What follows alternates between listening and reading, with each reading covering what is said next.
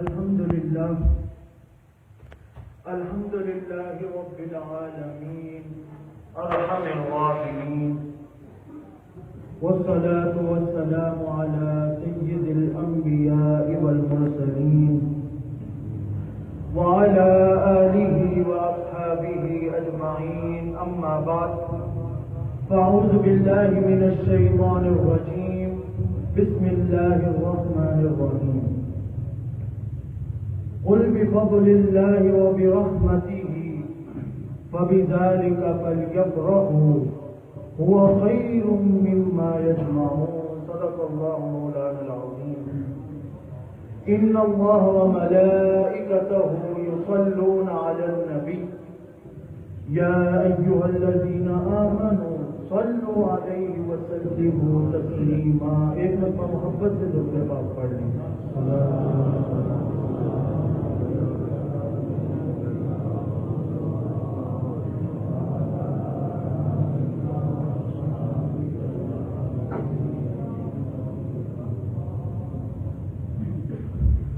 حضور علیہ السلام کا ذکر ہو رہا ہو اور عاشق خاموش بیٹھا رہے، یہ حضور علیہ السلام کو کیسا لگتا ہوگا؟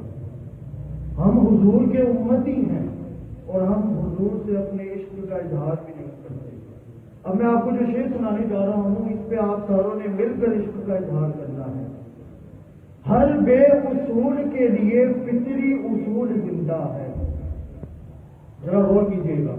ہر بے اصول کے لیے فطری اصول زندہ ہے، چبھن میں رہ کر خاروں کی پھر بھی پھول زندہ ہے، جشن میلاد منا کر بتا رہی ہے زمانے کو، ارے ہم ہی وہ لوگ ہیں جن کا رسول زندہ ہے، ہم ہی وہ لوگ ہیں جن کا رسول زندہ ہے۔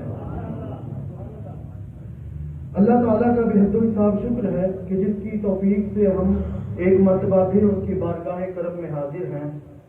دعا ہے کہ وہ رب کائنات ہمیں اسی طرح حضور علیہ السلام سے اپنا عشق کا اظہار کرنے کی توفیق عطا فرمائے۔ آج اس موضوع سخن پر جب کشائی کا موقع ملا، اس کا نام ہے نعت مصطفیٰ۔ حضور علیہ السلام کی نعت کیا ہے؟ حضور علیہ السلام سے عشق کا اظہار کیسے کرنا چاہتی ہے؟ نعت مصطفیٰ۔ شیخ محی الدین ابن العربی رحمۃ اللہ تعالی علیہ، اور یہ وہ ہیں کہ حضور غوث الاعظم رحمۃ اللہ تعالی علیہ کو اولاد نہیں ہو رہی تھی، تو ان کے پاس ایک بندہ آیا، وہ کہتا کہ حضور مجھے بھی اولاد نہیں ہو رہی، تو آپ کرم کریں نا کہ آپ میری قسمت کے اندر دیکھیں کہ اولاد لکھی بھی ہوئی ہے کہ نہیں لکھی ہوئی۔ تو حضور غوث الاعظم نے جب دیکھا تو اس کی قسمت میں واقعی اولاد نہیں لکھی تھی۔ حضور غوث الاعظم رحمۃ اللہ تعالی علیہ نے کہا پاس آؤ، وہ پاس آیا۔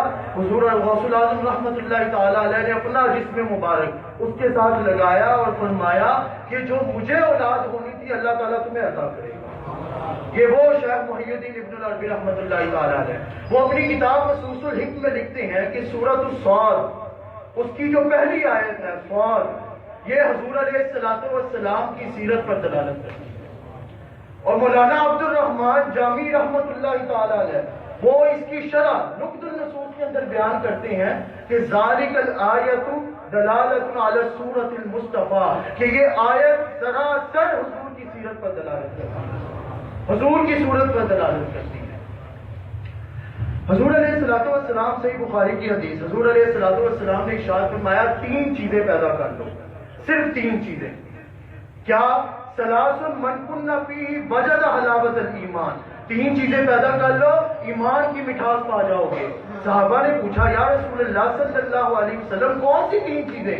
فرمایا ان یکون اللہ ورسولہ احب الیہ مما سواہما، اللہ اس کے رسول سے سب سے زیادہ شدید تر محبت کرے، ساری چیزوں سے بڑھ کر اللہ اس کے رسول سے محبت کرے۔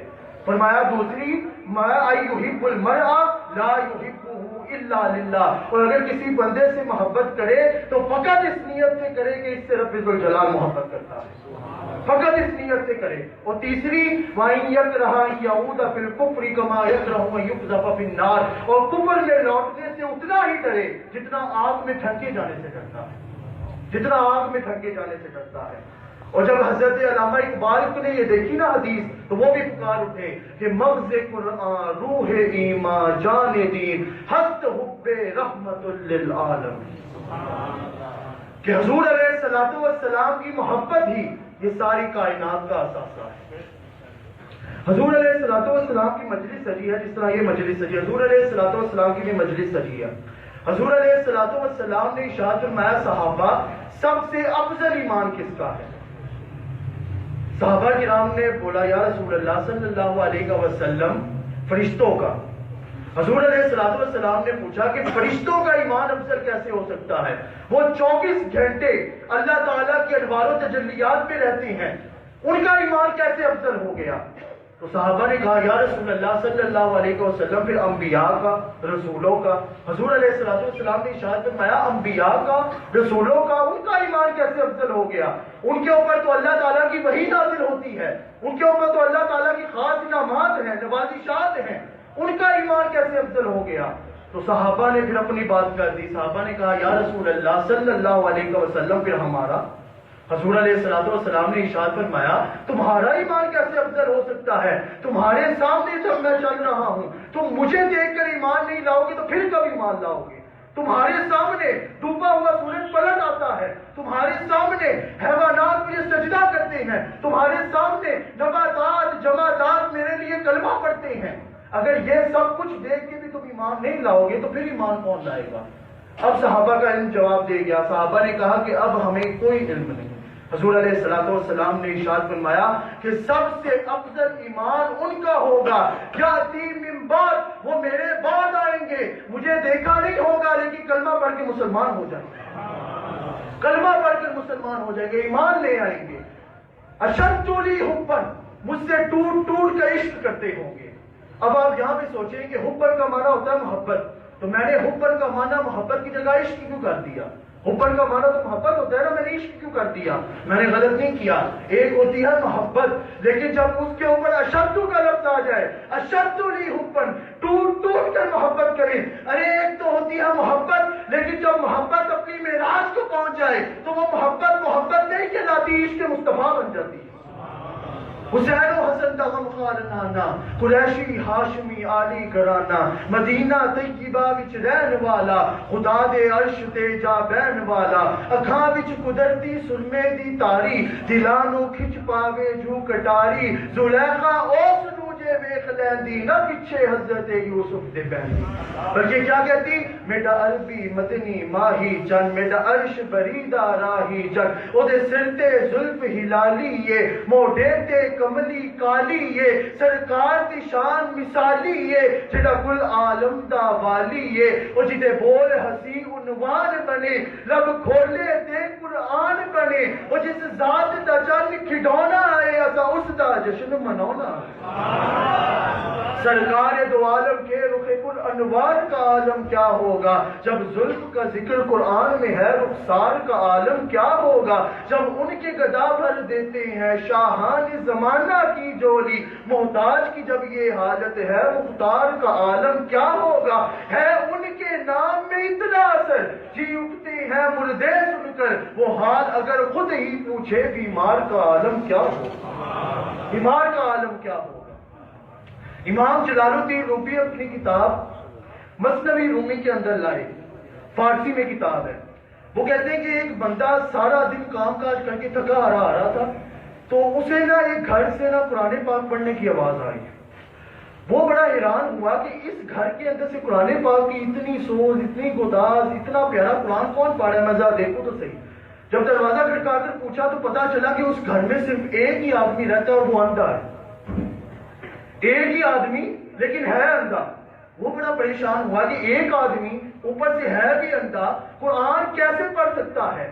2 دن کے لیے مہمان کے طور پر چلا گیا، اور جب اس نے دیکھا کہ جب وہ قرآن پاک کھولتا تھا، آیت کے اوپر اپنی انگلی رکھتا تھا، اللہ تعالیٰ اس کو بینائی عطا کر دیتا تھا۔ اللہ تعالیٰ اس کو بینائی عطا کر دیتا تھا. اس نے حیرانگی سے پوچھا کہ آپ تو نابینا ہو لیکن ایسا کون سا عمل ہے جس کی وجہ سے قرآن کھولتے ہیں اللہ تعالیٰ بینائی عطا کر دیتا ہے؟ تو اس نے کہا کہ یہ اور کوئی عمل نہیں، میرا حضور سے عشق ہے، میرا حضور سے عشق ہے. قرآن کے لفظ لفظ کی سچی دلیل ہے، میرے حضور میرے خدا کی دلیل ہے.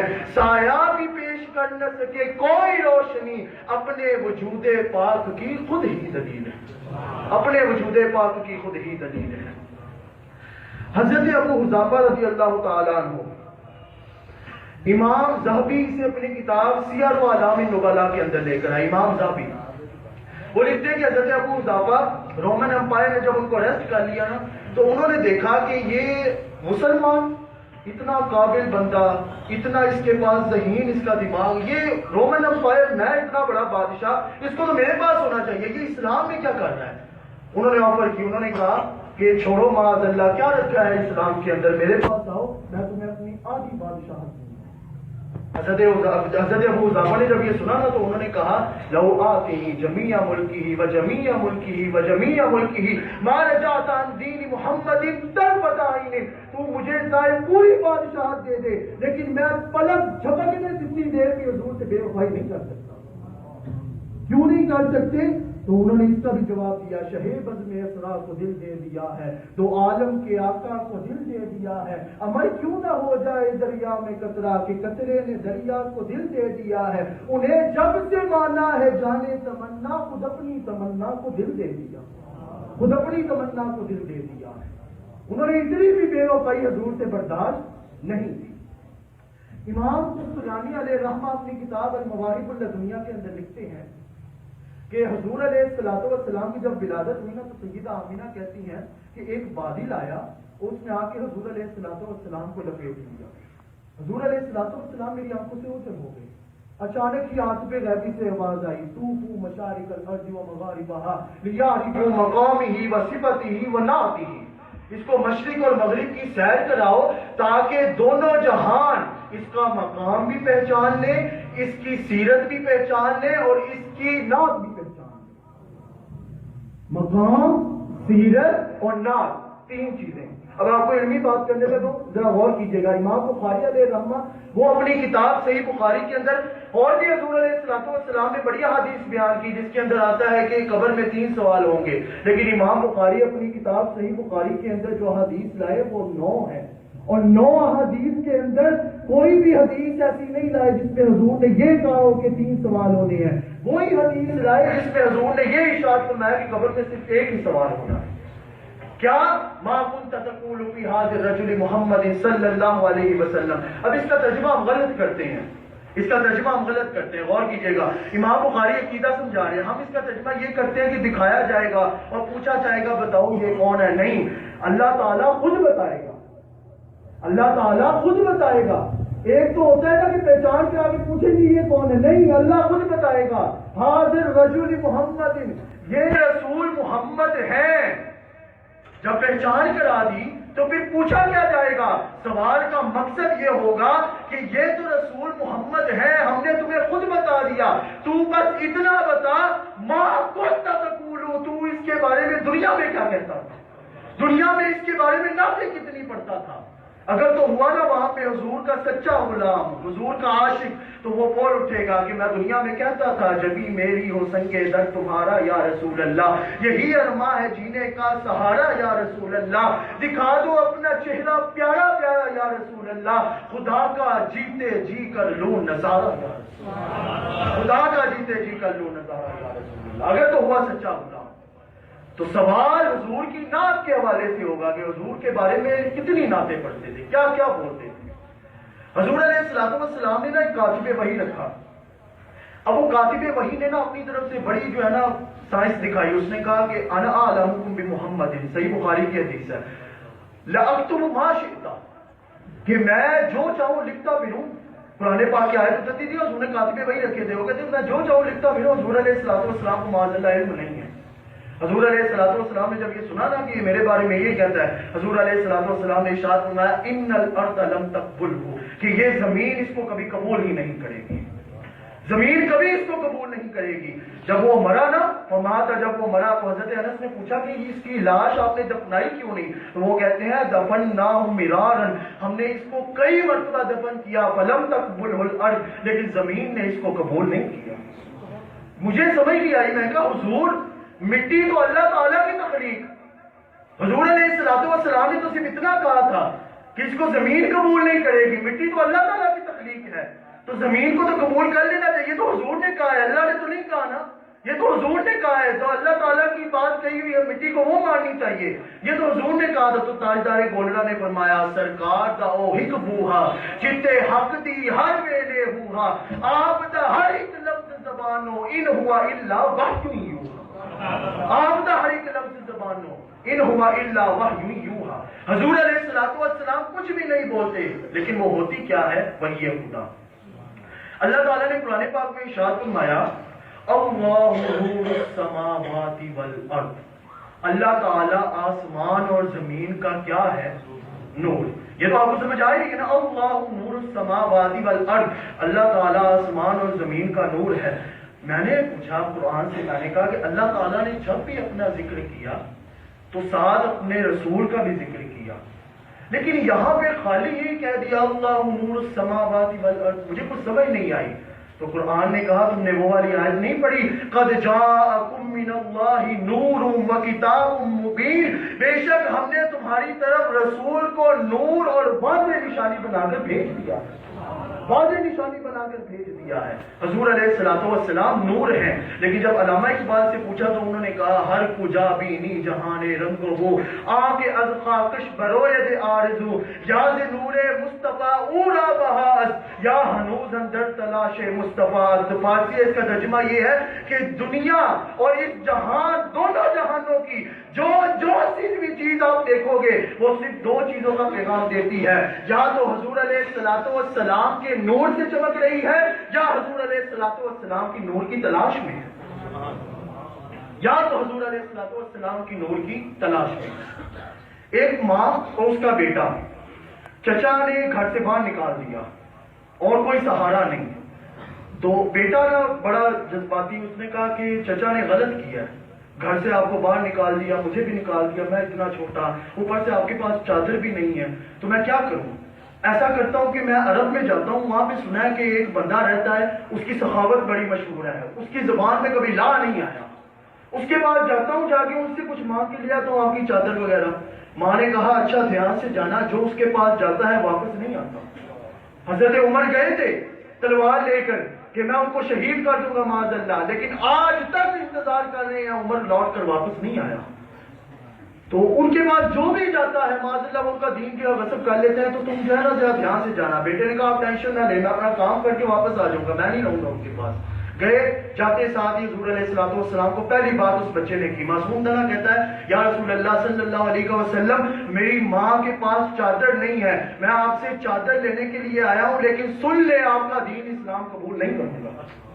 حضور علیہ السلام مسکرا پڑے، اپنی چادر اپنے جسم مبارک کے اوپر جو چادر تھی وہ اتار کے اس کو دی۔ جب واپس آیا نا ماں کے پاس اور ماں کو سارا ماجرا بیان کیا تو ماں نے کہا جس نے چادر دی ہے اس کا دین بھی ماننا پڑے گا، جس نے چادر دی ہے اس کا دین بھی ماننا پڑے گا۔ لیکن علامہ اقبال نے کہا زاں کے ملت راہ حیات از عشق اوست، برق و ساز کائنات از عشق اوست، کہ ملت اسلامیہ کی بقا حضور علیہ السلام کے عشق میں ہے، اور یہ کائنات کا سارا ساز و سامان حضور علیہ السلام کے عشق میں۔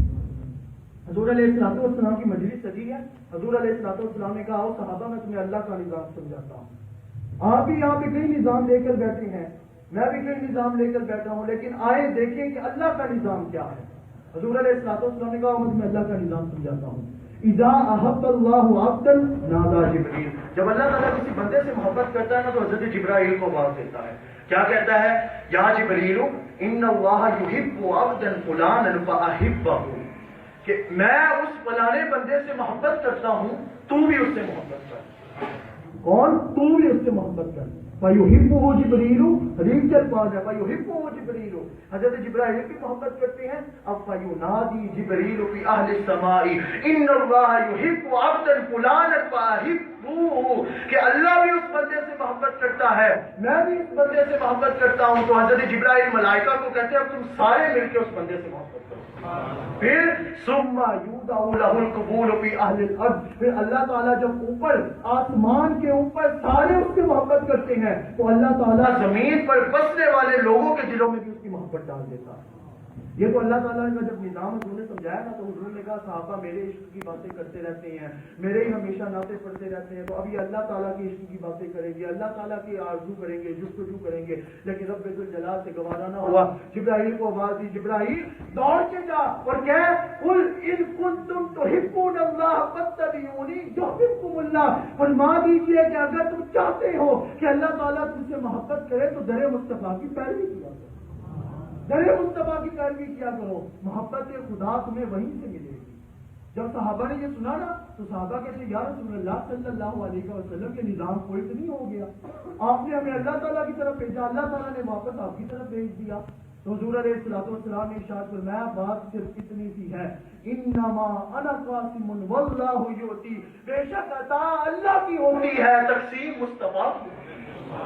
अता अल्लाह करता है लेकिन तकसीम किसकी चलती है? मुस्तफा की चलती है, तकसीम मुस्तफा की चलती है। अब ये तो थी दुनिया की बातें, अब मैं आपको लेकर चलता हूँ जरा हश्र के मैदान में। हश्र के मैदान में हम आप सारे मिलकर खड़े हुए हैं, अपनी अपनी बारियों का इंतजार कर रहे हैं, एक दिन 1000 साल से भी ज्यादा, इतनी लंबी मुसाफत, हम सारे अपनी बारियों का इंतजार कर रहे हैं। हुजूर अलैहिस्सलातु वस्सलाम ने हमारी शफाअत की अपील की, हमारी शफाअत की अपील की। अल्लाह ताला ने एक दस्तावेज जिसको आजकल की जुबान में हम डॉक्यूमेंट कहते हैं वो दिया और कहा कि ये जाके दोज़ख का फरिश्ता, एक तो जन्नत का है ना हजरत रिजवान, ये दोज़ख का फरिश्ता हजरत मालिक उसको जाके दे, वो जाके हुजूर अलैहिस्सलातु वस्सलाम ने दस्तावेज वो डॉक्यूमेंट वो जो दोज़ख का फरिश्ता हजरत मालिक उसको दिया।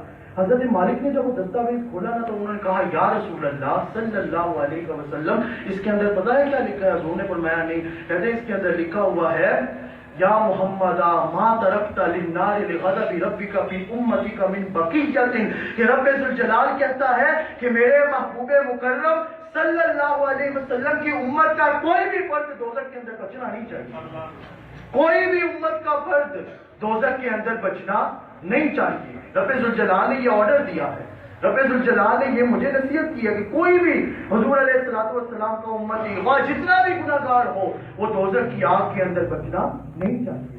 गुलाम हश्र में जब सय्यदुल वरा के चले, लिवाए हम्द के साए में सर उठा के चले, जनाबे आमिना उठी बलाए लेने को, जो ताज सर पे शफाअत का वो सजा के चले, नसीर उनके सिवा कौन है रसूल ऐसा जो बख्शवाने पे आए तो बख्शवा के चले। हुजूर अलैहिस्सलातु वस्सलाम का वो तो मास्टर की बात है ना, मैं दुनिया में बता देता हूँ। असअदुन्नासु बिशफाअती यौमल क़ियामती मन क़ाला ला इलाहा इल्लल्लाह मुहम्मदुर रसूलुल्लाह, उसको मेरी शफाअत का साथ नसीब होगा क़यामत के रोज, जो दुनिया के अंदर एक मर्तबा सच्चे दिल से कलमा तय्यबा का विर्द कर देगा, क़यामत वाले दिन बिल्कुल मेरे साथ होगा, क़यामत वाले दिन बिल्कुल मेरे हमरा होगा। हर नजर कांप उठेगी महशर के दिन, खौफ से हर कलेजा दहल जाएगा, ओढ़ कर काली कमली वो आ जाएंगे, हशर का सारा नक्शा बदल जाएगा, शर का सारा नक्शा बदल जाएगा।